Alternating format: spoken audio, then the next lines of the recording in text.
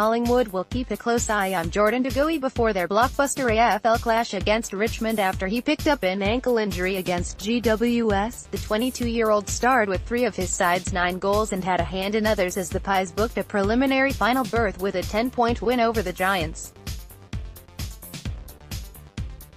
He hobbled from the MCG in the first quarter of Saturday night's semi-final win and was absent for several minutes as he received treatment on his right ankle. "I just landed on Stephen Caniglio's leg. Unfortunately, it was just one of those rolled ankles," De Goey told reporters on Sunday. "I felt fine coming back. I just did a bit of work on the bench then came back on and I was fine." Skipper Scott Pendlebury continued his tough run, suffering a late knock to a knee on the back of a tooth-loosening head knock in the qualifying final loss to West Coast. Braden Sear will also be monitored after he spent several minutes receiving treatment on a corked thigh, but he was also able to return to the field. None of the trio is expected to miss the clash with the Tigers on Friday night.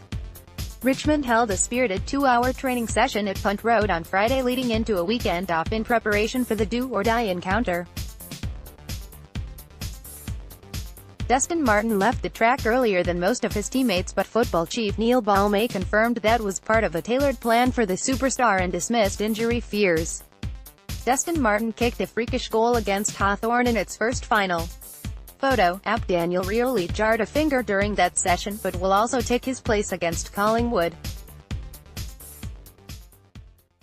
West Coast will need to make at least one change to cover the loss of defender Brad Shepherd, hamstring, as they prepare to host Melbourne in the preliminary final at Optus Stadium on Saturday afternoon. The Demons escaped their semi-final win over Hawthorn unscathed, with Bernie Vince pressing his claims for a return from shoulder surgery in the VFL. The veteran, who will retire at the end of the season, remains hopeful of earning a recall after he gathered 22 possessions and kicked a goal in Casey's win over Essendon. "All I can do is make sure I'm available. I put myself in a position where I had to get through a game first, but now I'm in a position where I can be selected," Vince said. "I realize the odds are against me a bit and it's probably going to rely on injury to a teammate, and I don't want injury, but I'm there if there is. AAAP.